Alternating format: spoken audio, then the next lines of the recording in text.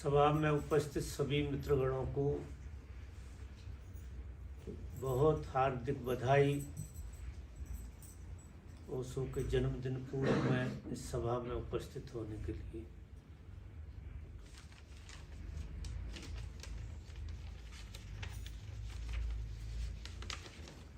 किसी मित्र का प्रश्न है। नादबिम ध्यान के दूसरे चरण के बारे में आप कहते हैं, भाव करो कि सारे अंदर के नकारात्मकता बाहर की तरफ जाए नाभि की ओर से, और अगले 7.5 मिनट अच्छी एनर्जी अंदर की तरफ आए। मैं कल ओशो की अतीसा की हार्ट मेडिटेशन सुन रहा था। उसमें अतीसा कहते हैं कि हार्ट से यह भाव करें कि सारी दुनिया की नेगेटिव एनर्जी हमारे अंदर जाए और फिर रूपांतरित होकर बाहर की तरफ चली जाए, अच्छी पॉजिटिव एनर्जी बनकर। आप कृपा समझाएंगे कि यह परस्पर विरोध है, विरोधी बातें हैं, या फिर इसमें भी कुछ सामंजस्यता है?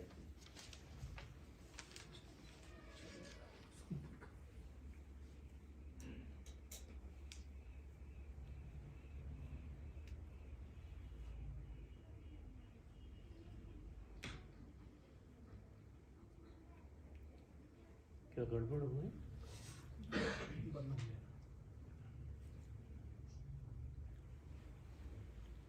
देखिए, विरोध तो कहीं है नहीं। ये अतीसा जो कहते हैं,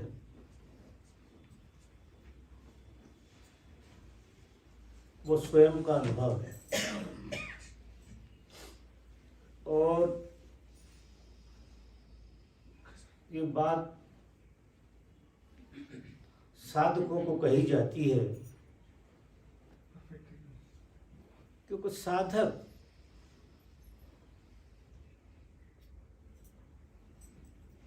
जिस अवस्था में अभी जी रहा है,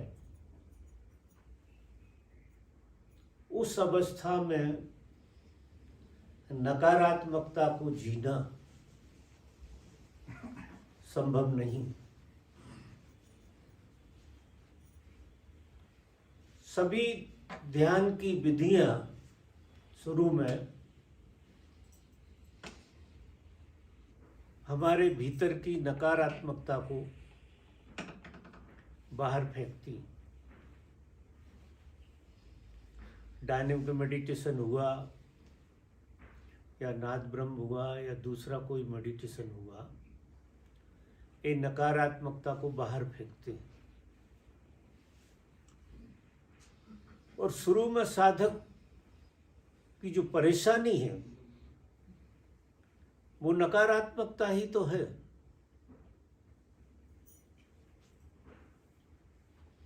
कैसे साधक खाली हो जाए? पहली बात तो यह है कि वो जैसे बने वैसे खाली हो जाए। खाली होने का एक अपना स्वाद है।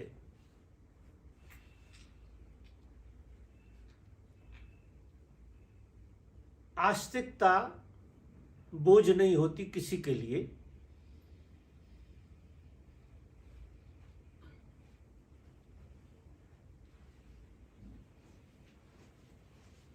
क्योंकि आस्तिकता, विधायकता हमारा स्वभाव होती है,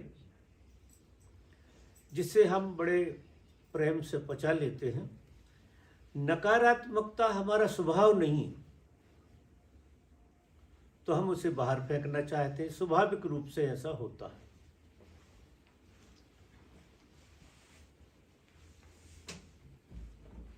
एन कैन प्रकरण हम खाली होना चाहते हैं। तो पहले साधक को जो नाद ब्रह्म में विधि कही गई है वही अपनाना चाहिए कि उसे खाली होना चाहिए नकारात्मकता से। तो उसे सारी नकारात्मकता फेंक देनी है और खाली हो जाना। एक बार आपको खाली होने का स्वाद आ गया कि इस दुनिया में मनुष्य के लिए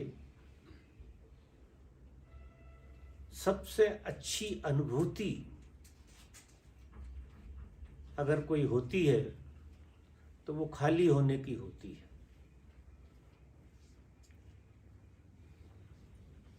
फिर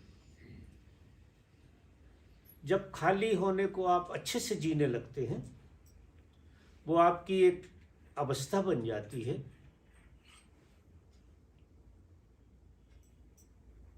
इसके बाद जो अतीसा कहते हैं अब गियर बदल देना। खालीपन एक आग की तरह है, ये ऊर्जा एक आग की तरह हो जाती है आपके भीतर, जो नकारात्मक शक्ति को जला सकती है, पचा सकती है।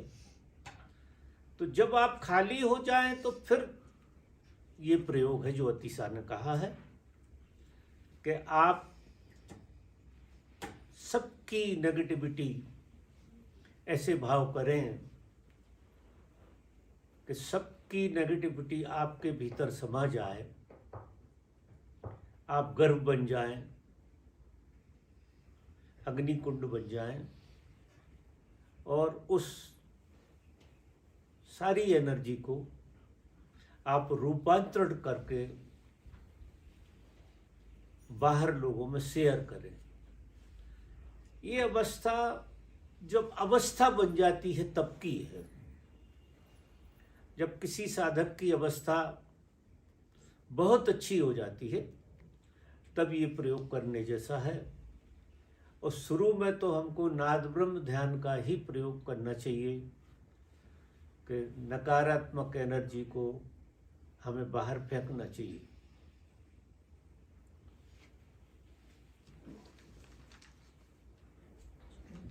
क्या कुछ गड़बड़ हो रही है? काम नहीं कर रहा। वो काम नहीं कर रहा।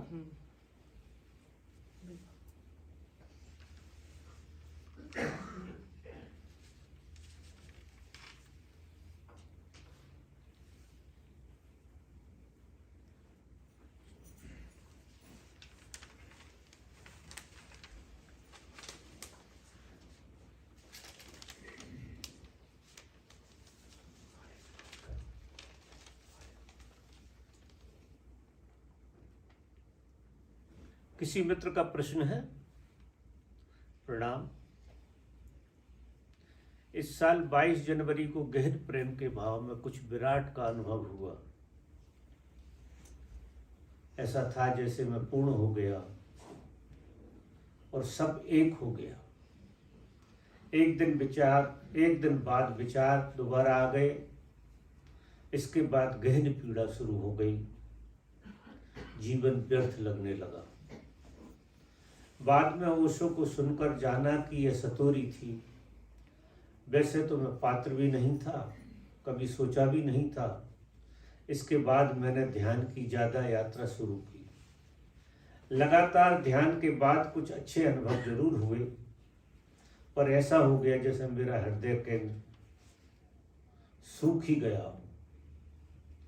जिस हृदय केंद्र से मैं अक्सर जीता था वह मरुस्थल और बेजान हो गया।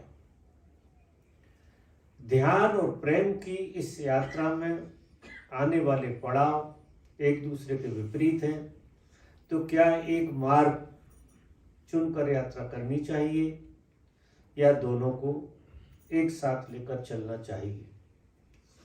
और सतोरी के बाद आगे की यात्रा कैसे होती है? मार्गदर्शन कीजिए।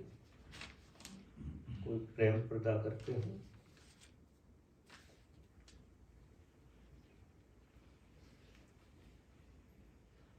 देखिए, शुरू में हम जब ध्यान की तरफ यात्रा करते हैं तो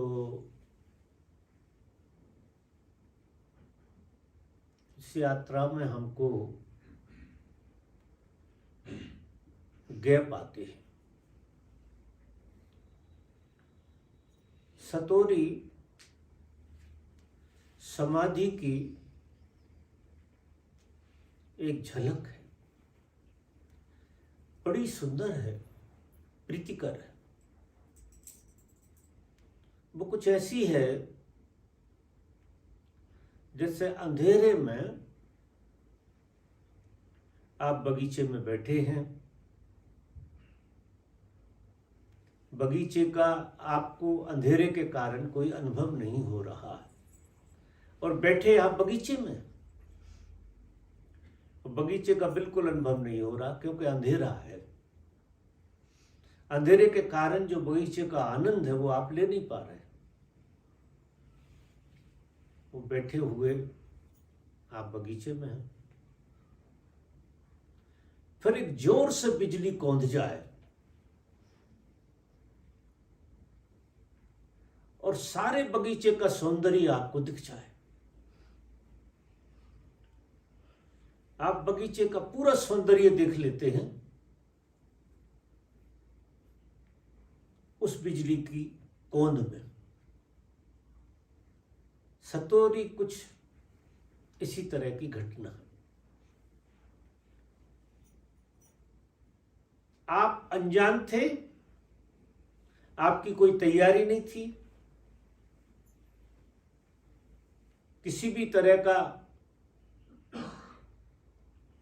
आपके चित्त में भावना नहीं थी, कामना नहीं थी कि इस तरह का भी कुछ होता है, और वो अचानक बिजली कौंध गई और उस बिजली की कौंध में आपने उस बगीचे का सौंदर्य देख लिया। फिर चूंकि बिजली की कौंध में देखा था तो उसका प्रभाव 24 घंटे से ज्यादा तो किसी को रहता नहीं है, क्योंकि फिर अंधेरे ने घेर लिया। फिर हमारी चित्त की दशा ज्यों की त्यों हो गई और हम फिर पुराने हो गए। लेकिन एक तड़फ, एक प्यास अज्ञात की,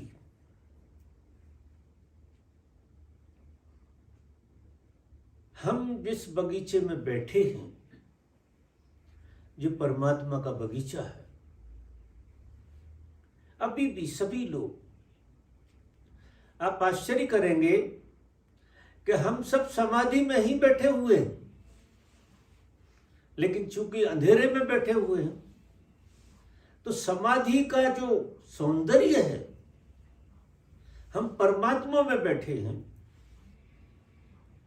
और परमात्मा से अनभिज्ञ हैं और अद्भुत सौंदर्य में बैठे हुए हैं, क्योंकि परमात्मा अद्भुत सौंदर्य का नाम है। ऐसा सौंदर्य जिसकी कल्पना कोई भी मनुष्य नहीं कर सकता, क्योंकि वो बहुत ही अद्वितीय सौंदर्य है। अब आप उस सौंदर्य के अंदर बैठे हो और कभी इत्तेफाक से आपको उसकी झलक मिल जाए। जैसे किसी आदमी को जिस जगह पे बैठा हो, भीख मांग रहा हो और एक ऐसी झलक मिल जाए कि वो किसी खजाने पे बैठा है, बड़े खजाने पे बैठा है, उसको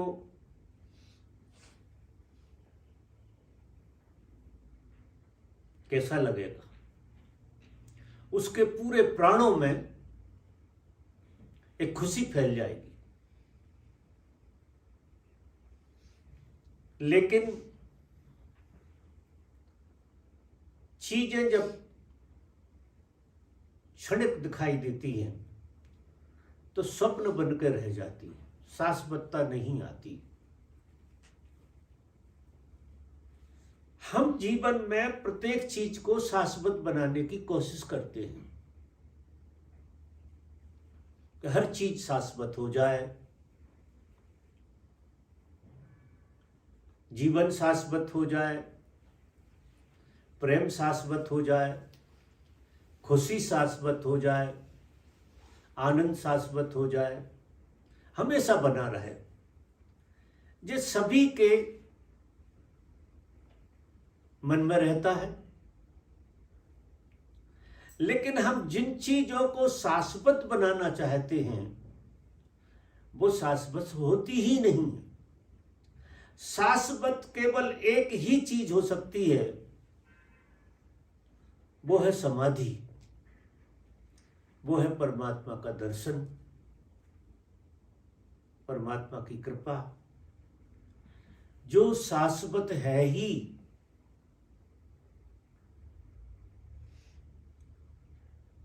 तो जब इन चीजों को तुम शाश्वत बनाना चाहते हो, थोड़ी किसी कारण से खुशी मिल जाती है और तुम उसे शाश्वत बनाने के लिए पूरे प्राण लगाते हो। इसी तरह से जब किसी को एक झलक मिल जाती है उस परमात्मा के सौंदर्य की, उस दिन से उसकी खोज शुरू होती है। अभी तक उसकी खोज नहीं थी और ये हुआ, ये गुरु कृपा से हुआ, ये उसकी खोज से नहीं आया। यही तो गुरु की महिमा है। गुरु जब किसी को संन्यास देता है, अपना बना लेता है, और जब कोई शिष्य गुरु के प्रेम में पड़ जाता है, उसको इस तरह की घटना घटती है कि सतोरी जैसी घट जाती है। गुरु एक झलक देता है। गुरु परमात्मा नहीं दे सकता, लेकिन गुरु परमात्मा की एक झलक जरूर दे सकता है। यही सन्यास का मतलब भी है, यही गुरु के साथ रहने का प्रसाद है। तो एक झलक मिलती है आपको गुरु के साथ और आपका सब बदल जाता है। 24 घंटे आप उसमें तरबतर रह सकते हैं जैसा आपको अनुभव होता है, और फिर गुरु छोड़ देता है, क्योंकि गुरु शाश्वतता नहीं दे सकता। कारण है, ये घटना कुछ ऐसी है जो तुम्हारे जीवन को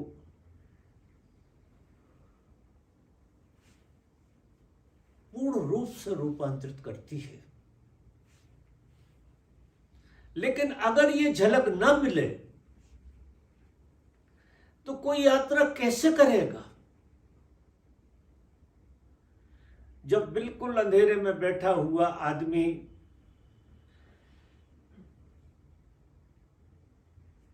गुरु से मिल जाता है, उसकी खोज गुरु को पाने की होती है और वो गुरु से मिलता है,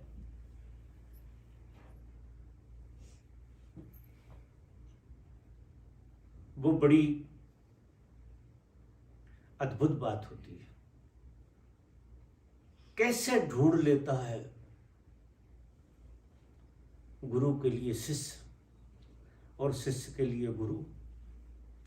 ये महाचमत्कारों में से एक चमत्कार घटता है। एक बार भगवान लेक्चर में कुछ कह रहे थे, जब कोई आदमी मेरी तरफ आता है तो मुझे महान आश्चर्य होता है कि ये कैसे घट गया। क्योंकि इस संसार का जो माया जाल है इतना जटिल है,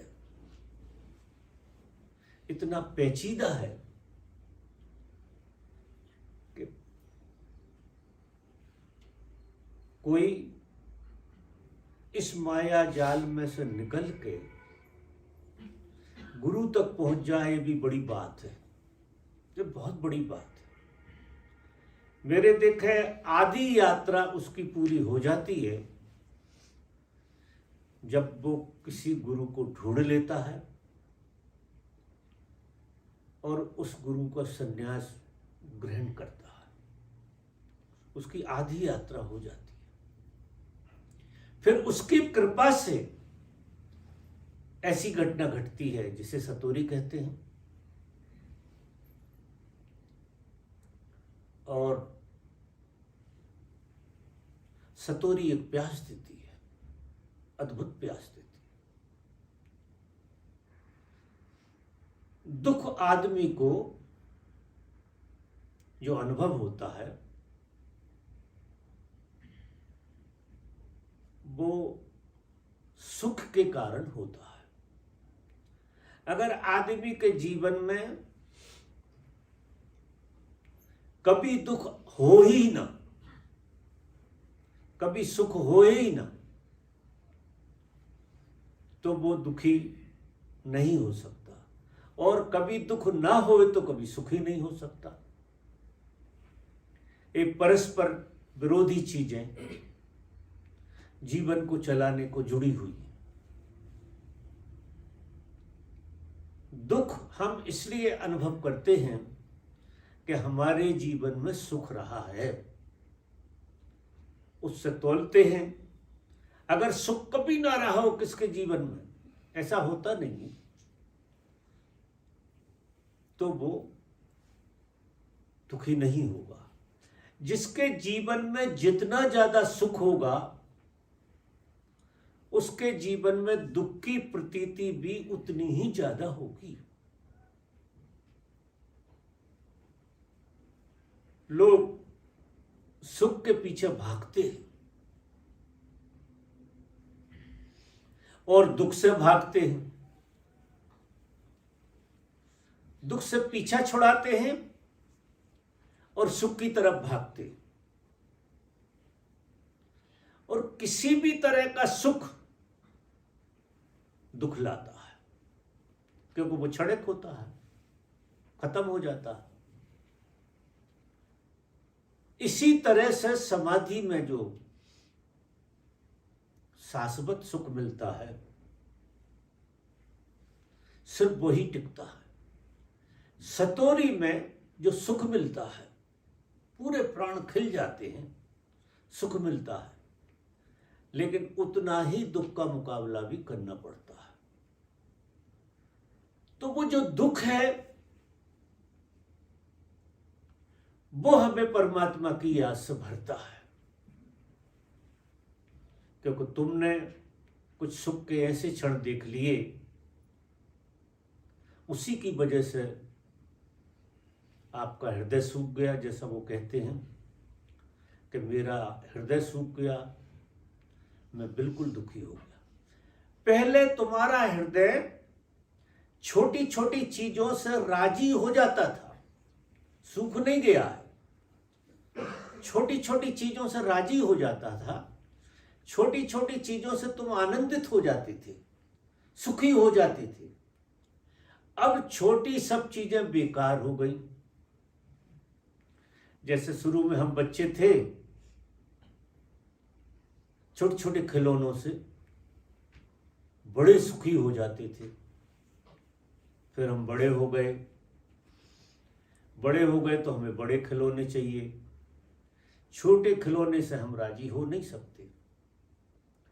तुमने कोई बड़ा खिलौना देख लिया, अद्भुत, जिसने तुम्हारे प्राणों को झकझोर दिया। पूरे प्राण क्षण के लिए तो तृप्त हो गए कि शायद इसी क्षण के लिए हम जिंदा थे। सतोरी में ऐसा लगता है शायद हम पूर्ण हो गए, और हम जिंदा भी इसी बात के लिए थे। अब जिस बात के लिए तुम जिंदा थे उस बात का तुम्हें अनुभव हो जाए और वो अनुभव खो जाए, तो फिर आदमी की जो स्थिति है, साधक की जो स्थिति है, वो बहुत दुखदाई हो जाती है। लेकिन ये दुख भी संसार जैसा नहीं, इस दुख में बड़ी मिठास भी बनी रहती है। ये कितना ही गहरा दुख हो, तुम्हें मरने नहीं देगा। मरने क्यों नहीं देगा? कि तुमने कुछ ऐसा देख लिया है जिसकी याद तुम्हें जिंदा रखती है। मिलता कुछ नहीं है, लेकिन उसकी याद तो बनी रहती है। जो देख लिया उसे भुलाया तो नहीं जा सकता, तो वो तुम्हें जिंदा रखती है। तुम जिंदा बने रहोगे, कितने ही दुख से गुजरते रहो, तुम जिंदा बने रहोगे।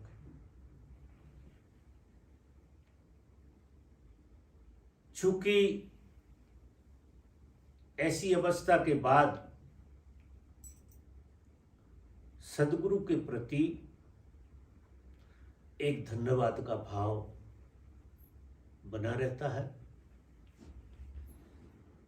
क्योंकि ये सब अज्ञात हुआ था, तुम्हारे करे नहीं हुआ, ये अचानक हुआ। और जब चीजें अचानक होती हैं तो हमें धन्यवाद से भर देती हैं। कितने दुख के बीच में तुम रहो, तुम्हें इसका एहसास भी बना रहेगा, और वो तुम्हें वापस यात्रा की तरफ ले जाएगा, भटकाएगा नहीं। यहां से यात्रा शुरू होती है। मेरा ऐसा मानना है कि सतोरी के बाद ही यात्रा शुरू होती है। कभी कभी किसी को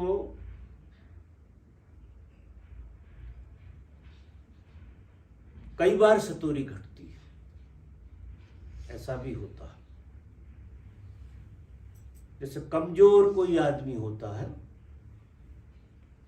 तो उसे उठाने के लिए कहीं से सहयोग मिलता है। ऐसा ही जो साधक कमजोर होता है और गुरु के प्रेम में होता है, तो उसे सतोरियाँ बार बार भी घटती और खो जाती, उसको तैयार करते हैं। और सतोरी अगर जीवन में ना आई हो किसी के और समाधि घट जाए, तो मेरा ऐसा मानना वो पागल हो जाएगा। इतनी खुशी है, इतना आनंद है, इतना सौंदर्य है कि वो उससे झिलेगा ही नहीं। तो गुरु की कृपा से सतोरी उसको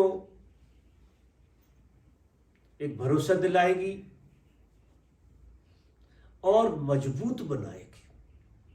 अगर तुम सतोरी को झेल गए तो समाधि को फिर तुम ठीक से, क्योंकि झलक तो तुमने देख ली थी उस पूर्ण की और उसे पचा भी लिया, तो फिर समाधि जब उतरेगी तो आप उसको उतरने देंगे, घबराएंगे नहीं। क्योंकि जितनी नकारात्मकता की शक्तियों से हम डरते हैं, उसमें एक आस बनी रहती है कि ये नकारात्मकता तो चली जाएगी। लेकिन जब समाधि जैसी अवस्था जब आती है तो इसमें मन पूर्ण रूप से मरता है। 100 का 100% मन मर जाता है समाधि के प्रोसेस में। पहली बात तो समाधि घटती उसकी है जो मरने को राजी हो गया है, जो बिल्कुल मिटने को राजी हो गया उसको समाधि घटती है। जो उसी क्षण मिटने को राजी हो गया अहंकार की तरह, उसी को घटती है। और अगर उसका छोटा मोटा हिस्सा बचा भी है तो समाधि के सौंदर्य में सब लय हो जाता है, वो बचता नहीं है। फिर हमेशा के लिए उसकी जड़ें भी विदा हो जाती हैं। इसलिए गुरु शिष्य की यात्रा में सतोरियां आती रहती हैं, जाती रहती हैं। और गुरु पे अब यहाँ साधक ने पूछा है कि आगे क्या किया जाए।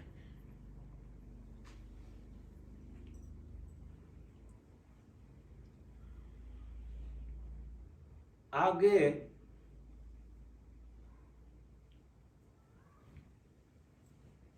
तुमको जो सतोरी हुई थी उस समय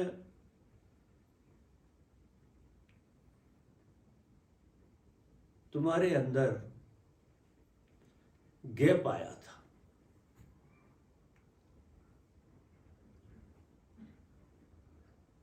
गैप जितना ज्यादा तुम्हारे अंदर आएगा उतना तुम्हें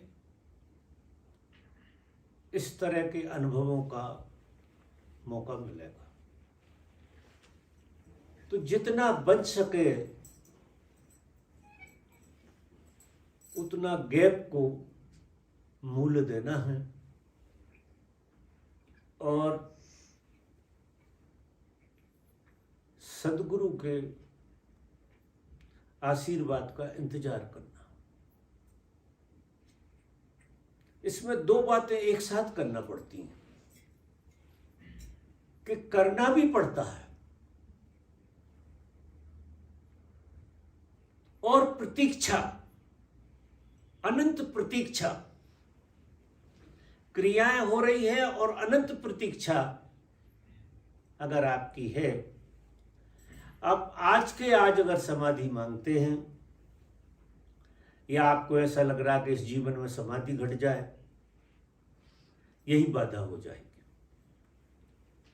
आपके अंदर गुरु का प्रेम हो और अनंत प्रतीक्षा, आप इतनी प्रतीक्षा से भरे हो कि जन्म लग जाए इस बात के लिए तो क्या बुराई। अगर मुझे 1000 जन्म लेना पड़े, जिसकी झलक मैंने देखी है, उसको प्राप्त करने के लिए 1000 जन्म लेना पड़े तो 1000 जन्म का कोई मतलब नहीं। इतनी प्रतीक्षा से भरा हुआ चित्त हो और गुरु के आदेश का पालन कर रहा हो। गुरु हमेशा ध्यान की बात करते हैं कि आपको ध्यान करना है, बड़ी निष्ठा से, बड़े प्रेम से ध्यान करना है और अनंत प्रतीक्षा रखनी। तो साधक क्या करते हैं कि ध्यान तो कर लेते हैं लेकिन प्रतीक्षा उनसे बिल्कुल नहीं होती। अधैर्य इतना ज्यादा है कि उन्हें आज के आज समाधि चाहिए, जैसे भी हो मुझे समाधि घट जाए। अब ये हजारों जन्म ले जाएगी ये आदत, हजारों जन्म में समाधि नहीं घटेगी अगर प्रतीक्षा नहीं आई। अनंत प्रतीक्षा। मैंने एक कहानी सुनी है, ओशो हमेशा कहा करते थे कि नारद स्वर्गवास को जा रहे हैं भगवान के पास, स्वर्ग में जा रहे हैं भगवान के पास। कोई साधक रास्ते में तपस्या कर रहा है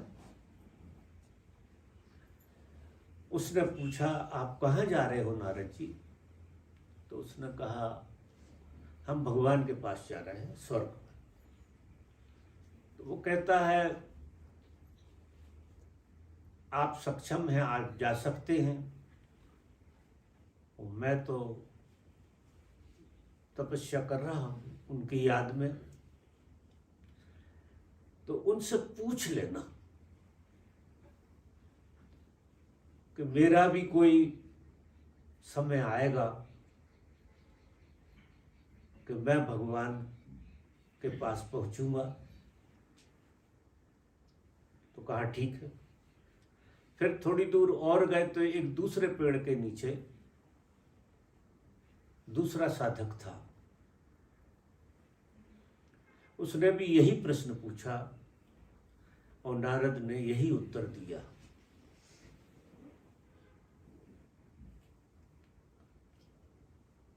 कुछ समय बाद नारद का लौटना हुआ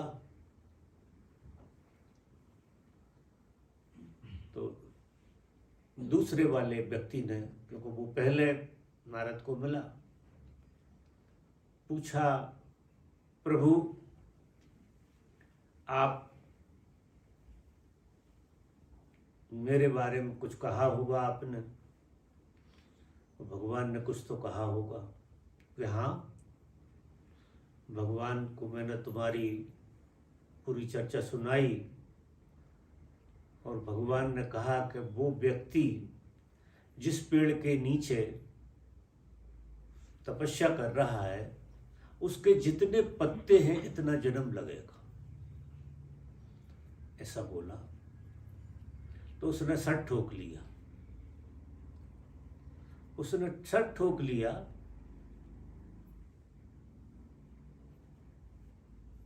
कि ये तो असंभव बात कह दी भगवान ने, अब मेरा तो कुछ नहीं हो सकता। और बड़े दुख और विषाद से भर गया, रोने लगा, चिल्लाने लगा। नारद ने कहा, जैसा मुझे बताया था वैसा मैंने आपको बता दिया। फिर वो उधर से आए और दूसरे पेड़ के पास जो व्यक्ति खड़ा था, उस व्यक्ति ने भी वही बात पूछी कि प्रभु मेरी बात? तो उन्होंने कहा, हाँ बिल्कुल, तुम्हारी बात पहुंचा दी मैंने और भगवान ने ऐसा कहा है। तो वो पीपल के पेड़ के नीचे था दूसरा वाला व्यक्ति। जब यही बात उन्होंने उससे कही कि जितने इस पेड़ में पत्ते हैं वह उतने जन्म की बात है, फिर तुझे बुला लिया जाएगा।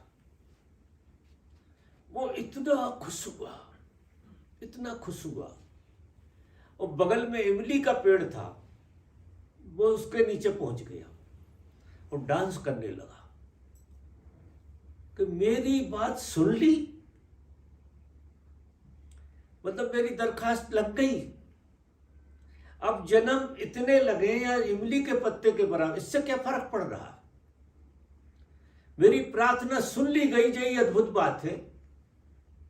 उनने सुन लिया, उनकी कृपा बरस गई। बहुत बड़ी बात हो गई कि उनने सुन लिया और बात बता दी।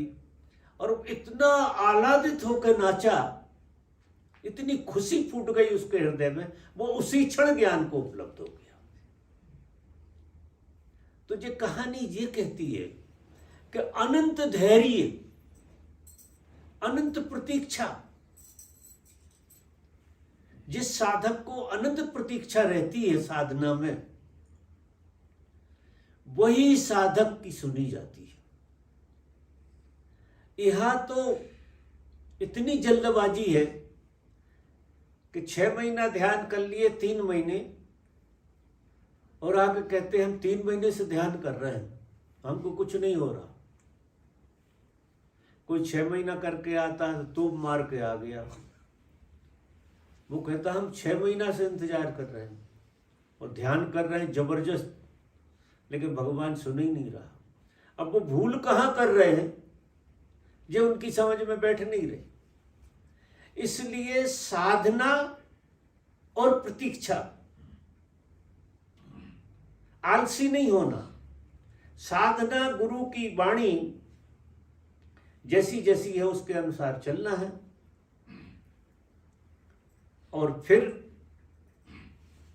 प्रतीक्षा, अनंत प्रतीक्षा अगर किसी के जीवन में है तो वो घटना इस वक्त भी घट सकती है कि उस घटना का प्रतीक्षा से बहुत कुछ लेना देना है। जो आदमी अनंत प्रतीक्षा से भरे कि साधना करना शुरू हो गया, ये क्या कम बात है? बड़ी बात हो गई कि साधना शुरू हो गई, अब इसको जिएंगे, जन्मों जिएंगे, हजारों लाखों जन्म जिएंगे, क्या फर्क पड़ता है? इतना धैर्य, और ये मानसिक धैर्य नहीं, ये हकीकत का धैर्य। अगर ऐसे धैर्य से चित्त भरा है तो घटना उसी समय घटती है। हम सबके जीवन में जो सबसे बुरी बीमारी है वो अधैर्य की है। हमें हर चीज तुरंत उपलब्ध होना चाहिए, छोटी से छोटी चीज। जैसे बच्चा होता है वो कहता अभी के अभी चाहिए मुझे तो, और नहीं लाए तो मैं रोऊंगा, चिल्लाऊंगा, मुझे अभी के अभी चाहिए। तो कभी कभी देख के ऐसा लगता है कि सब बच्चे ही जी रहे, उन्हें अभी की अभी चाहिए, छोटी छोटी चीजें भी अभी की अभी चाहिए। फिर वही चित्त की दशा साधक बन जाती है, साधना में चला जाता, वो वहां भी अधैर्य से भरा हुआ होता। धर्म की जो बुनियाद है वो धैर्य पे खड़ी हुई है। धैर्य से ही धर्म का जन्म हुआ। देखो कितने तपस्वी लोग हुए हैं, वो इतने धैर्य से बैठे रहते कि लता, बेलें, लताएं उनके ऊपर चढ़ जाती थी, इतने दिनों तक साधना करते थे। हमारे गुरु ने ऐसी तो कोई साधना ही नहीं बताई कि बेलें चढ़ा लो, कि ये कर लो, कि वो कर लो, ऐसे उपद्रव में डाला ही नहीं। बड़ा सीधा सीधा गणित बताया उनने कि 24 घंटे जितना बन सके उतना होश का प्रयोग करो, उंगली मत हिलाओ बिना होश के। कितनी सरल और कितनी सहज यात्रा है जो हमारे गुरु ने हमें बताई। और गुरु के पहले हम तो जानते भी नहीं थे कि होश क्या चीज होती है, होश का तो पता ही नहीं था। लेकिन ये ऐसा अवतार हुआ है ओशो के रूप में, जिसकी देशना ने साधना को बहुत ही सरल कर दिया। बहुत ही सरलता से साधना की जा सकती है। आप घर में बैठिए, जो काम कर रहे हैं वो काम करिए, जैसे जी रहे हैं वैसे जिए। बस एक बात जोड़ लीजिए कि कोई काम बिना होश के मत करिए। होश का मतलब है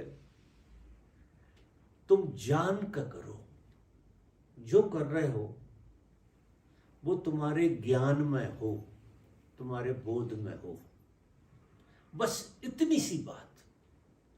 यानी जो इतनी छोटी बात है वो बेल पत्रिकाएं और तमाम दुनिया भर के खेल, जो साधक मरे जा रहे हैं पता नहीं कितने जन्मों से, लेकिन कहीं चूक हो रही होगी, शायद अधैर्य उनके जीवन में भी रहा हो, क्योंकि अधैर्य हर एक के जीवन में रहता है। अधैर्य ही अधर्म है और धैर्य ही धर्म है।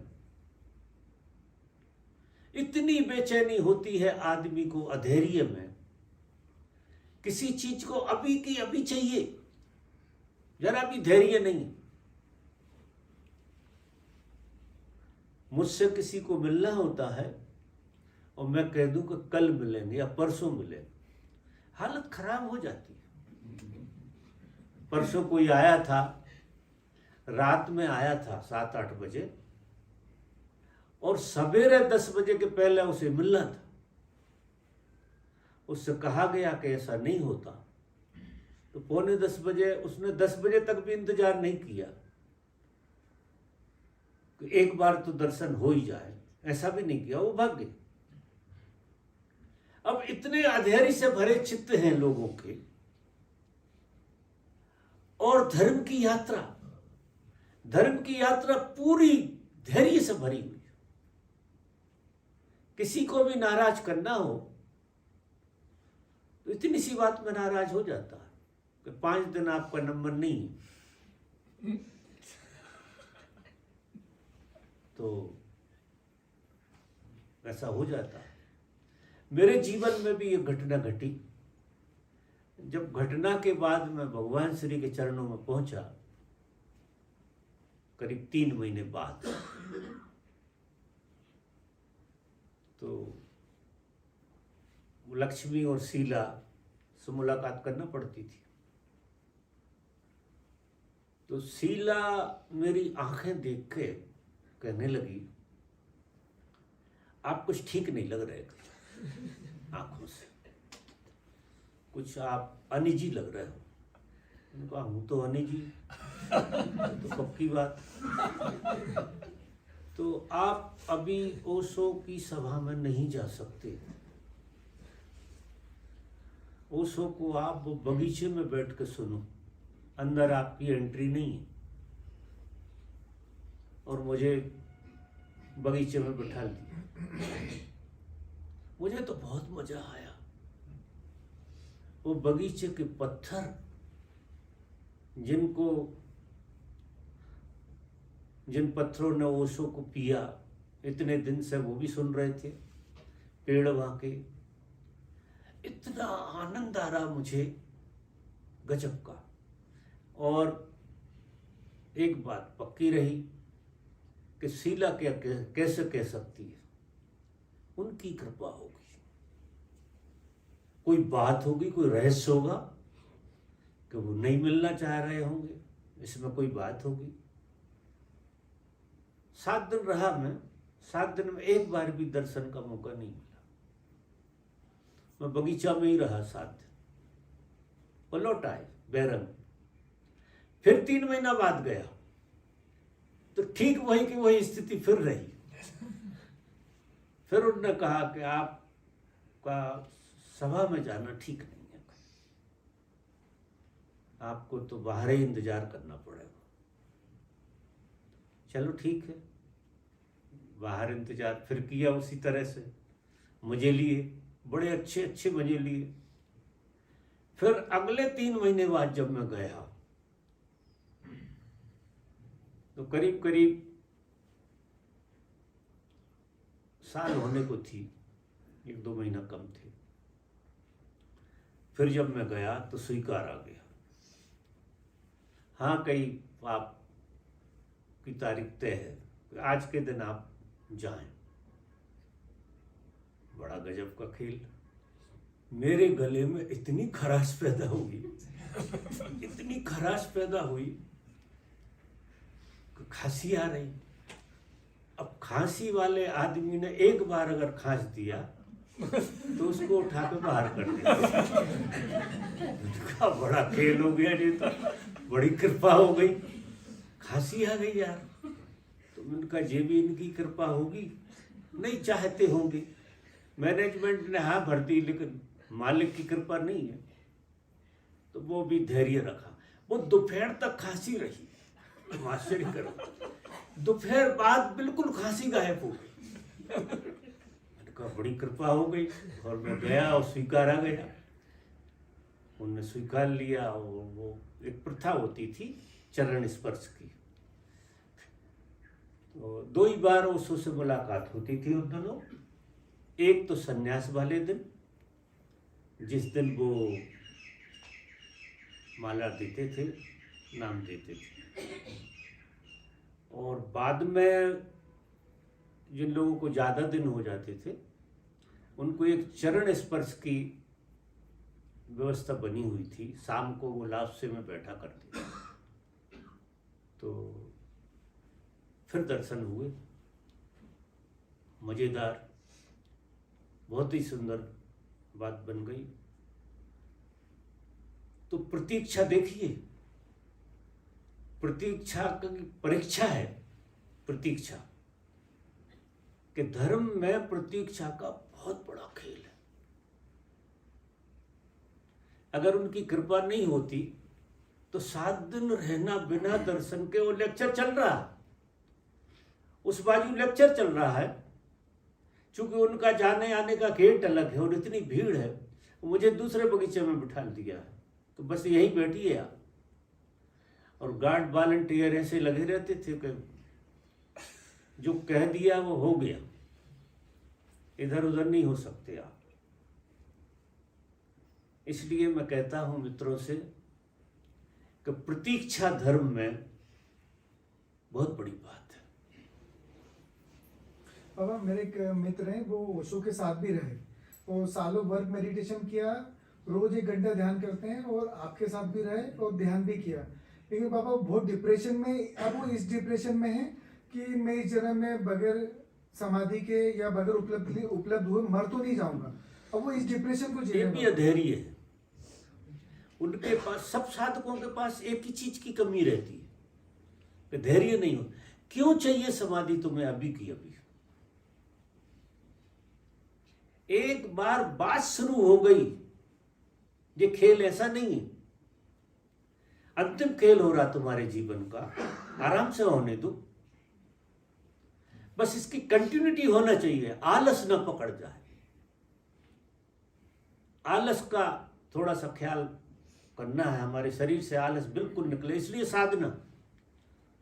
साधना से आलस दूर हो जाता है और धैर्य से नजदीकी बनती है। हम जितने धैर्यपूर्ण होंगे उतने हम अपने नजदीक आएंगे। ये जरा खेल देखना, ध्यान में भी लोग बैठे, आज मैंने 2 घंटा बिठा दिया तो नीचे ऊपर हो गए हो। थोड़ा सा कभी कभी मैं धैर्य की परीक्षा लेता हूँ, 3-3 घंटे बिठा लेता हूँ। उन्हें पता नहीं होता कि आज 3 घंटे बैठने का है। तो फिर उनका धैर्य देखता हूँ, इतने ऊंचे नीचे, वो बाबा भूल गए होंगे, हो गया होगा, कुछ वैसा हो गया होगा, आज आए होंगे ऐसे ख्याल। तो कभी कभी तो मैं आपके ख्याल सुन लेता हूँ, मैं कहता हूँ नहीं सताते ज्यादा, तो उठ जाता हूँ। आज मैंने आपकी सुनी नहीं, किसी की नहीं सुनी, और ऐसा मजे में बैठा रहा कि मुझे भी पता नहीं था कि 2 घंटे हो गए। ये घटना घट जाती है, ऐसा कोई प्लान नहीं है। ये तो बाद में मैं कहता हूँ कि ऐसा है, लेकिन ऐसा कोई प्लान नहीं है, इस तरह से होता है। तो जिन मित्र का प्रश्न है, शायद उनको बात समझ में आ गई होगी। अब एक बड़ा मजेदार प्रश्न है। भगवान, मेरी पत्नी आपके पास आने के लिए बाधाएं खड़ी करती, लेकिन मैं आपके पास ना आऊं, ये कैसे हो सकता? इसलिए मुझे अपनी पत्नी से सख्त व्यवहार करना पड़ता है, और मैं उसे साथ में लाऊं तो वो आने को तैयार नहीं। तो मैं क्या करूं? एक प्रश्न तो ये है। तो इसमें कोई बड़ी बाधा नहीं है, बड़ी अच्छी पत्नी है आपकी, बहुत ही अच्छी पत्नी। पहली बात तो पत्नी साथ ना आए तो ये अच्छी बात। कारण क्या, कम से कम 7 दिन तो अकेले रहोगे। अधिकतर पत्नियां डरती हैं सन्यास। तुम उल्टे सादी कुछ भी हो जाओ, वो तुम्हें माफ कर देंगे, लेकिन तुम बाबा हो जाओ, फकीर हो जाओ, इसका उनके चित्त में बहुत डर रहता, जाने अनजाने। और जो ओशो को नहीं समझते उन्हें तो ज्यादा ही रहता। तो आपकी पत्नी सौभाग्य से बड़ी अच्छी हैं, और देखो आप इतनी बाधाओं के बाद आते हैं तो बहादुर तो होए। इसमें कोई दुराय नहीं है कि आप आदमी मजेदार हो, साधक हो, प्यास है आपके अंदर। इसलिए आप अपनी पत्नी को क्रॉस करना बहुत बड़ी बात है। लेकिन आप बस एक गलती करते हो, कुछ सख्त व्यवहार करते हो, इसमें कुछ सुधार लाओ। औरतों को फुसलाना छोटा सा काम है, थोड़ी अकल की जरूरत है। औरत जितने अच्छे ढंग से फुसलाई जा सकती है और अपना काम किया जा सकता है, वो थोड़ी तरकीब सीखना पड़ेगा। तरकीब सीख लो और वो अलाउ कर दी, बस समझो कि वो राजी कैसे होती है, नस पकड़ो, थोड़ा सा देख लो तो काम बड़े अच्छे ढंग से होते हैं। फिर भी तुम इसके बावजूद आ जाते हो जनाब, तो मैं तुम्हें बहादुर तो मानता हूँ, कोई अंतर प्रकाश है। अब दूसरा प्रश्न पूछते हैं वही मित्र, काम, प्रेम और भक्ति में अंतर स्पष्ट करें और अपने अनुभव बताने की कृपा करें।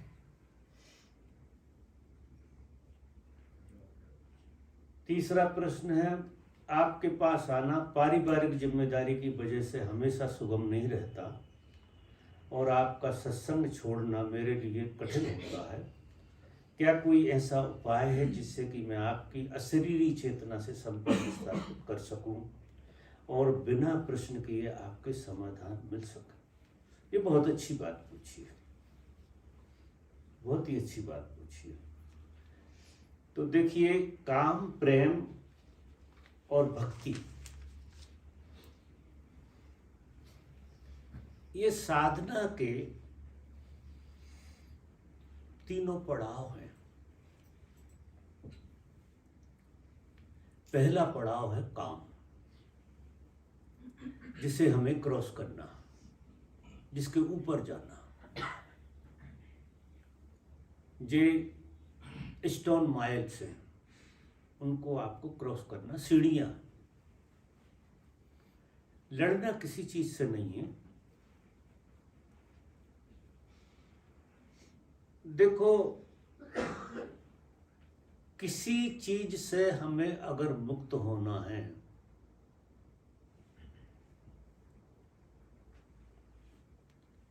तो उसको बहुत गहरी प्रेम की दृष्टि से देखना शुरू करो। अगर काम से मुक्त होना है, काम, प्रेम, भक्ति, ये ऊर्जा है, एक ही ऊर्जा है, उसके तीन रूप हैं। हम सब जो भी हैं, मूल में ऊर्जा ने आकार लिए हैं, चाहे स्त्री हो चाहे पुरुष हो, ऊर्जा आकार ले लेती है। तो कोई पुरुष हो जाता, कोई स्त्री हो जाता। उसका पहला रूप प्रकृति में काम की तरह बन जाता है, ऊर्जा का। काम का संबंध हमारे पूरे शरीर से होता है। काम हमारे रेशे रेशे में भरा हुआ है।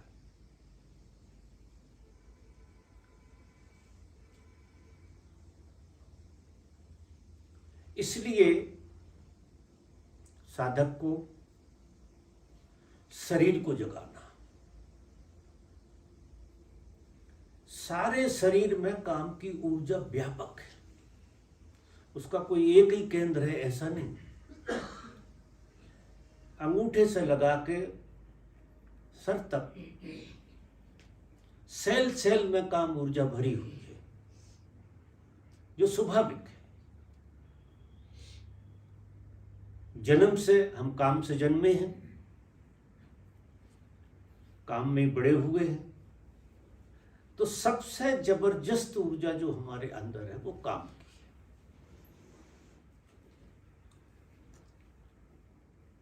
काम सीधा दिखाई देता नहीं है। जब होता है, नहीं होता तो अदृश्य रहता है, हमारे शरीर में छुपा होता है। हमारे शरीर में वो प्रकट होता है और सो जाता है, प्रकट होता है और सो जाता है, ऐसा चलता रहता है, छुपा रहता है। लेकिन सारे शरीर को घेरे हुए है, नस नस में हमारी में काम ऊर्जा का खेल है। तो साधक को काम ऊर्जा को नहीं देखना, काम ऊर्जा का विस्तार कहां हो रहा है। काम ऊर्जा का विस्तार हो रहा है शरीर में।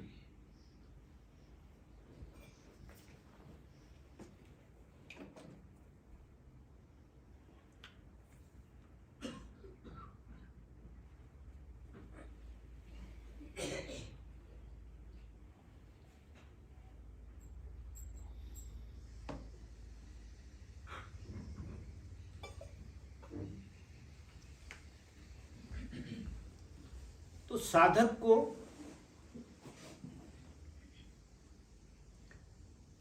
सीधा काम को नहीं पकड़ना है, पकड़ नहीं सकते आप।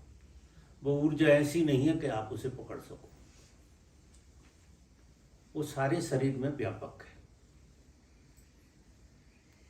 तो आपको सारे शरीर की उंगली से लगा के चोटी तक जागरण बनाना पड़ेगा। तो आपको शरीर पूरा रिफाइंड करना पड़ेगा। काम की वजह से शरीर जो हरकत करता है वो काम के द्वारा करता है। काम की ऊर्जा इस शरीर को चला रही है। ये शरीर पूरा का पूरा काम की ऊर्जा से चल रहा है।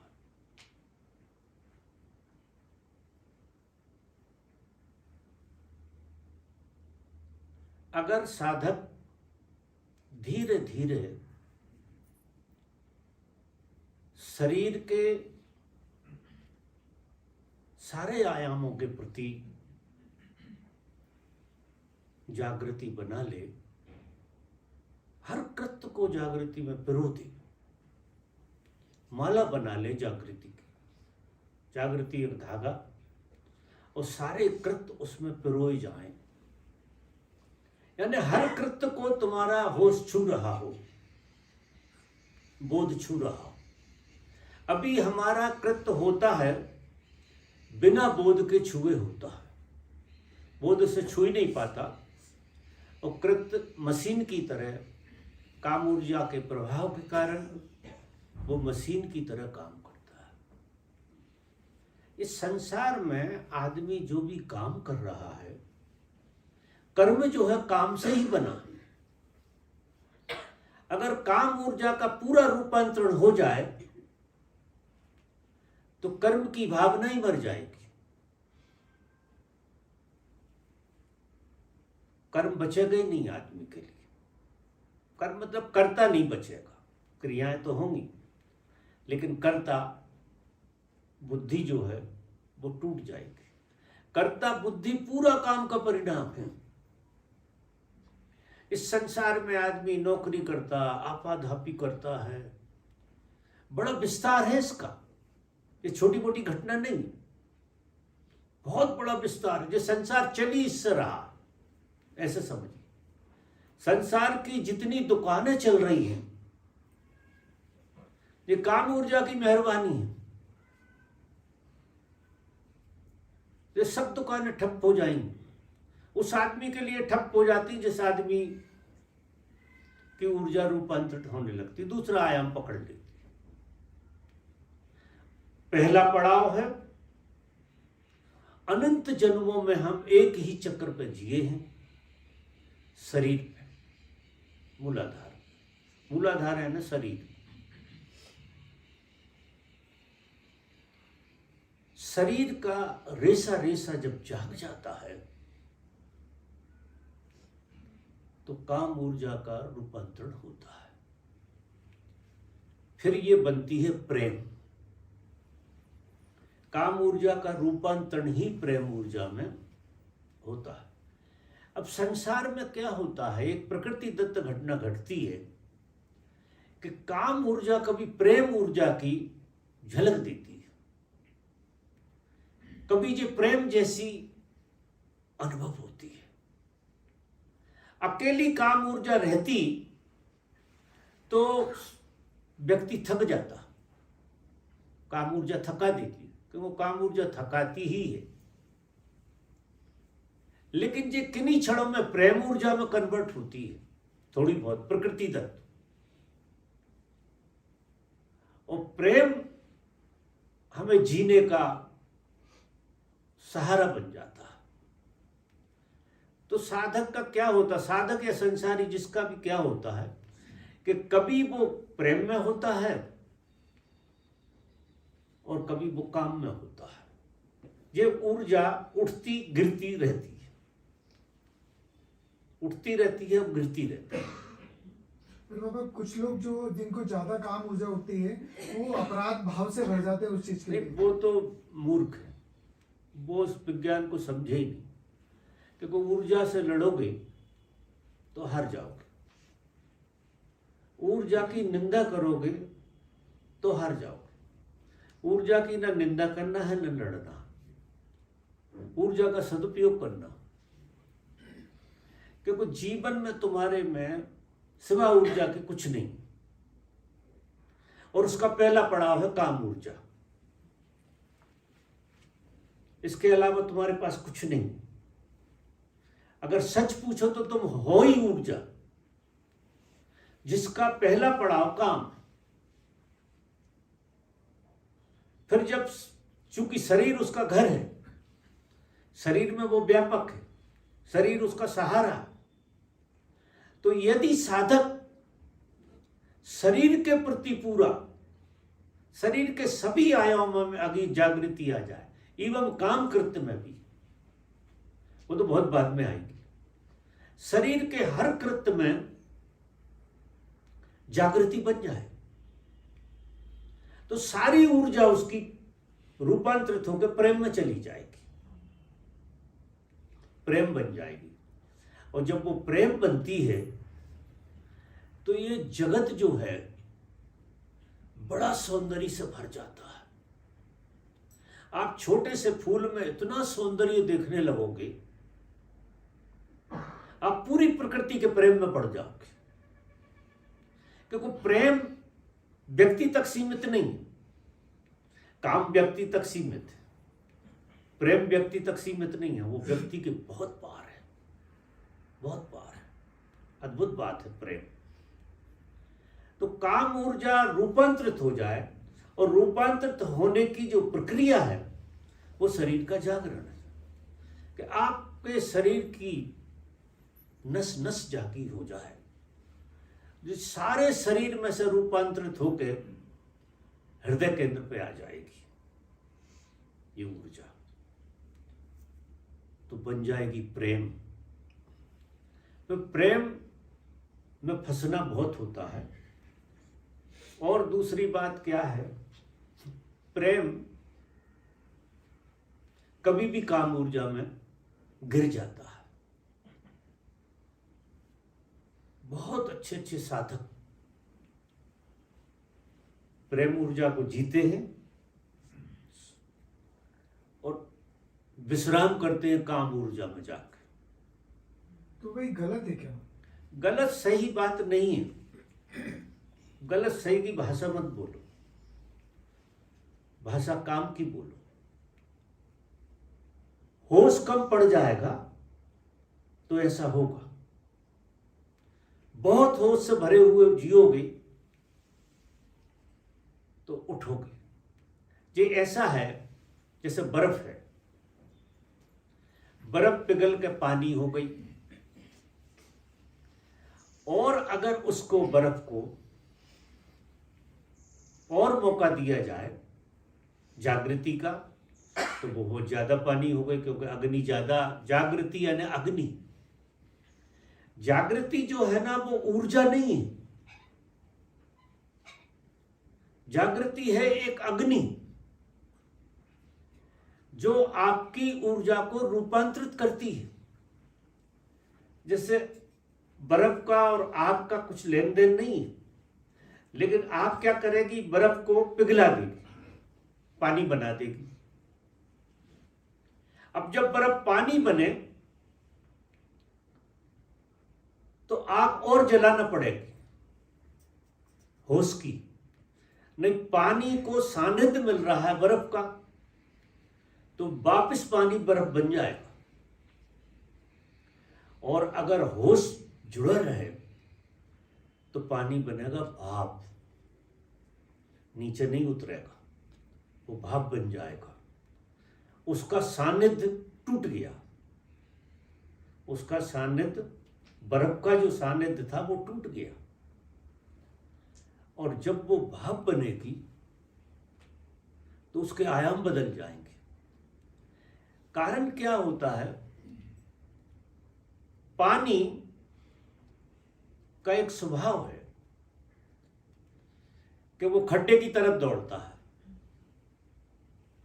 और जहां आखिरी खड्डा होता है वहां जाकर रुकता है, नहीं बहता रहता। तो जब तक बहता रहता है जब तक तो अच्छा लगता है। तो तुम्हारी काम ऊर्जा जब तक बहती है प्रेम में, तब तक तुम्हें अच्छी लगती है। लेकिन पानी का स्वभाव है कि वो कहीं ना कहीं तो रुकेगा, तो किसी खड्डे में रुक जाता है, और खड्डे में रुकेगा तो फिर बर्फ होगा, खड्डे में सड़ेगा, उसकी स्थिति बिगड़ेगी, उसे और ऊर्जा चाहिए रूपांतरित होने के लिए। तो बाबा इसका मतलब क्या ये है कि साधक के लिए सेक्स वर्जित है क्या बाबा? वर्जित, तुम फिर वही आ गए। उसको छोड़ दो, तुम उसकी बात मत करो। मैंने क्या कहा कि हर कर्म को होश पूर्वक करो। कोई भी क्रिया कर रहे हो, तुम जो हाथ उठा रहे हो, ये ऐसे नहीं उठना चाहिए, इसके पीछे तुम्हारा बोध होना चाहिए। बोध से उठे, बोध से गिरे, बोध से देखो, बोध से बोलो, इतने होशपूर्वक। क्योंकि ये यात्रा इतनी सरल नहीं है जितनी लगती है। सबसे कठिन साधना कराई है ओशो ने। वो सरल थी, पेड़ के नीचे बैठना बहुत सरल थी। आंख बंद करके सभी छोड़ छाड़ दो और बैठ जाओ, मक्खी भिनभिनाती रहा। वो बहुत सरल है। ये ओशो की साधना सबसे कठिन, क्योंकि इसमें निमिष नहीं लगता गिरने में। अब पानी को उठा के कैसे रखोगे? उसका स्वभाव फैलना, जरा से आड़े टेढ़े हुए फैल जाए, खड्डे में गिरे, जो उसका स्वभाव है। दोष कहीं नहीं है, जिस ऊर्जा का स्वभाव है कि ये पानी तक जाती है और फिर बर्फ बन जाती है, एक रूप बदलती है। जो केवल इतनी आग है हमारे पास। अब आग ज्यादा जिसकी जल गई हो, होश की, जिसने होश को इतना जगा लिया हो, रात दिन होश में जीता हो जो आदमी, उसकी पानी उठ गया, अब भाप बन गया। भाप खड्डा नहीं ढूंढती, भाप आकाश ढूंढती है, वो आकाश की तरफ जाती है। प्रेम आकाशी हो, प्रेम में अगर जागृति है तो प्रेम आकाशी हो जाएगा। जब वो बहुत आकाशी हो जाएगा तो भक्ति में कन्वर्ट होगा, वहां से भक्ति शुरू हो जाएगी। तो तुम फिर परमात्मा के गीत गाओगे, उसके नाम के लिए नाचोगे, इतनी मस्ती से भरोगे कि उस मस्ती में वो ऊर्जा रूपांतरित होकर परमात्मा में लय होने लगेगी। इस ऊर्जा के 4 आयाम हैं। एक आयाम काम का है जो बर्फ जैसा है, एक आयाम पानी जैसा है जो प्रेम जैसा है। लेकिन प्रेम की दोनों ही संभावनाएं होती। प्रेम ऊर्ध्वगमन में भी जा सकता है और अधोगमन में भी जा सकता है, वो अपने मूल स्वभाव में भी गिर सकता है। तो सही साधक को साधना की ज्यादा जरूरत जब है जब वो प्रेम को जीने लगे। जब तक कोई आदमी शरीर को जी रहा है, इतनी जरूरत नहीं है होश की जितनी प्रेम में। प्रेम बहुत डेलिकेट है, वो इतने जल्दी खड्डा ढूंढेगा जिसका कोई हिसाब नहीं, गिर जाएगा और फिर रोएगा बर्फ बन के। इसलिए सबको पश्चाताप रहता है। फिर उसके बाद जिनने पूछा है वो भक्ति है। भक्ति बड़ा अच्छा आया, लेकिन अंत नहीं, अंत नहीं है भक्ति का। भक्ति में रहा जा सकता है, मिट नहीं सकते आप पूर्ण रूप से। भक्ति को जी सकते हैं आप, लेकिन खो नहीं सकते परमात्मा में। परमात्मा को जी सकते, भक्ति जीता है परमात्मा को, क्योंकि उसका मन का एक हिस्सा, ऊर्जा वहां खड़ी हुई है उसकी, जो पूर्ण रूप से मुक्त नहीं हुई है, अपना रूप लिए हुए है भक्ति का। और भक्ति के रूप में इतना मजा रहता है, परमात्मा की याद का इतना मजा रहता है कि जन्म जन्म भक्त तो कहते हैं हमें यहीं रहना, इससे आगे जाना ही नहीं। भक्ति बड़ी अद्भुत चीज है, मीठी बहुत है, प्राणों को इतनी मीठी लगती है। प्रेम प्रेम कहीं नहीं लगता है भक्ति के आगे। ये प्रेम तो एक तरह का धोखा है भक्ति का, भक्ति जैसा हो जाता है, लेकिन प्रेम से आप गिर सकते हैं नीचे। और भक्ति में गिरने का उपाय नहीं, लेकिन ठहर सकते हो आप भक्ति में। भक्ति में जन्मों रह सकता है आदमी। फिर भक्ति के ऊपर शून्यता है, परम ब्रह्म का स्वभाव है। आप रूपांतरित होकर परमात्मा हो जाते हैं। भक्ति के आयाम से एक छलांग आगे जाएंगे तो आप परमात्मा का आयाम हो जाएंगे। तो किन्हीं ने पूछा है कि ध्यान और भक्ति में से एक को क्या चुने। तो चाहे तुम भक्ति में जा रहे हो और चाहे तुम ज्ञान में जा रहे हो, होश की जरूरत दोनों में। तो तुम ना तो भक्ति को पकड़ो और ना ज्ञान को पकड़ो, तुम होश को पकड़ो। होश तुम्हें सब आयामों में से निकाल देगा, और एक दिन जो शून्यता का आयाम है, जहाँ कुछ नहीं होता। वो एक गीत गाते हैं, ना जमी थी ना आसमान था, यहाँ तुम्हारे अलावा कुछ नहीं था, एक था तू ही तू। तो वहां तुम अकेले खड़े हो जाओगे, तुम ही बचोगे,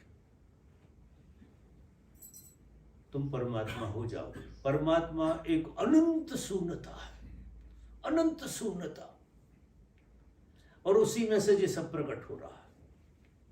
ये प्रकट होता रहता है, डिसअपीयरिंग और अपीयरिंग चलती रहती है, और ये सारा का सारा परमात्मा में लय होता है, और सारा का सारा परमात्मा से ही आता रहता है। अब इसका प्रश्न का उत्तर नहीं दे सकता, ऐसा होता है जी कह सकता। अब इसका भी उत्तर पूछो तुम कि क्यों होता है, तो मैं भी चुप हो जाऊं। बस होता है, बाकी क्यों का कोई सवाल नहीं है वहां।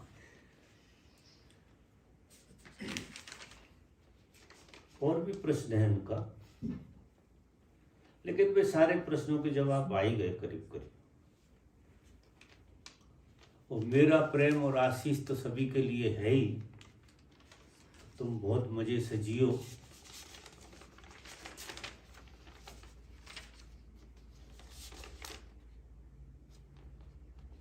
मेरे ख्याल से सारे प्रश्न हो गए।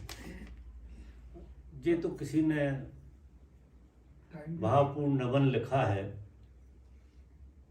छोटी सी बच्ची है, कोई शून्य बांस की तोमरी, तो मैं पढ़ के सिर्फ सुना देता हूँ इसके भाव, बाकी इसका कोई उत्तर नहीं होता। ये प्रेम का एक सुर है जो कभी कभी छिड़ जाता है। प्रेम ऐसी कविताएं भी करता है, सुर छुड़ जाते हैं। तो लिखा है, ये प्रेम की पाती है, यही है प्रार्थना मेरी, तेरे दरबार में बाबा मैं सब कुछ भूल जाती हूँ, तुझे मैं याद करती हूँ, खुशी से झूम जाती हूँ, करना चाहते तो हूँ मगर मैं कर ही नहीं पाती हूँ, करूँ कैसे मैं शुक्रिया, ये मैं समझ नहीं पाती। देती साथ नहीं बाणी, ना ही वो शब्द पाती हूँ। निरंतर बज रहे घुंघरू जो उसके कदमों की आहट में सुनती हूँ। ये पढ़कर प्रेम की पाती स्वयं को हैरान पाती हूँ। मेरी ये प्यास जगाने को, मेरी ये तड़प बढ़ाने बुलावा आता है। फिर भी उस सब चल रहा है लेकिन मैं जा नहीं पाती। हृदय में भाव भरा है, अश्रु बनकर बहता है। यही वो फूल है, हृदय में प्रेम के गीत हैं। अश्रु अपरंपार मिली है संपदा, पर बयां करूं कैसे। करूं मैं प्रार्थना सबसे, मुझे तो माफ कर देना। मैं पागल हूँ, दीवानी हूँ, समझ बस यही बाती है। अब तो कुछ भी पता नहीं क्या अंजाम मेरा होगा। डर तो लगता है लेकिन कहीं अब धूप नहीं पाती। मैं जैसा है नहीं कोई इतना ही समझ में पाती हूँ। यारी कर तो ली लेकिन निभाना तो नहीं आता। अब तो तुम ही निभाओगे, समझ बस यही मैं पाती हूँ। साक्षी होने में होना, मैं होना उसी का होना था। नथिंग इज नथिंग भी मैं तो देख पाती हूँ। बिन घन परत फुहार पड़ गई बहुतों बार। अंतर स्नान भी होता रहा जाने कितनी बार। साक्षी तो द्वार है जहाँ न प्रकाश है न अंधकार है। तब ध्यान की भाव दशा का लेकर बैठूं। बहुत बढ़िया पत्रिका लिखी। अगर ये ऐसा ही इनके भीतर है तो मैं भी इनको शुक्रिया कहता हूँ। अभी सबके प्रश्न हो गए शायद, 6 बज गए। और आप लोग रहे तो 12 तारीख को फिर मैं उपस्थित होऊंगा आपके साथ। कुछ जिनके 2 दिन में प्रश्न और उपजेंगे और गिरेंगे उठेंगे, उनकी बातचीत करेंगे। और मेरी बातें इतने प्रेम से सुनने के लिए मैं आपको बहुत बहुत धन्यवाद देता हूँ। शायद आपके काम आ जाए।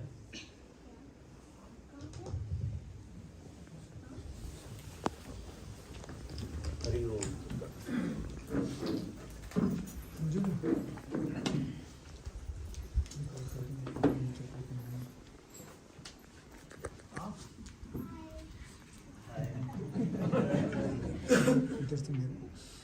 माला पहन रखी है आपने? हाँ।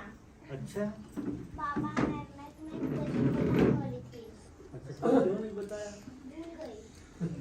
अब याद आ जाए जब बता देना। अभी बताती हूँ। समझो। हाँ। बोलो। लेकिन मैं बताती हूँ। अरे लिखा हुआ था ना, वो कहाँ गया लेटर लिखा हुआ था? एक काम करो, ये पढ़ो, देखो हमें आता नहीं।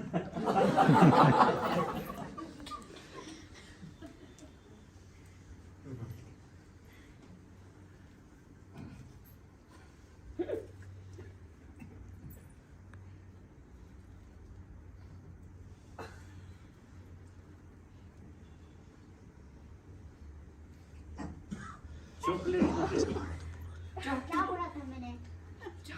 बस मैं आपको चॉकलेट देता हूँ, चलो मेरे साथ। ठीक है।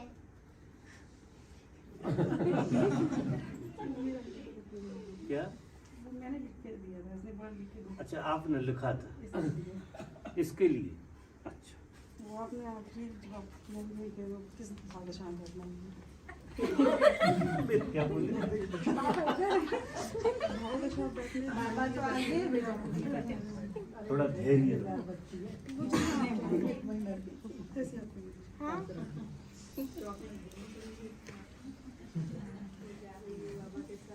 आ जाओ चॉकलेट। आ जाओ।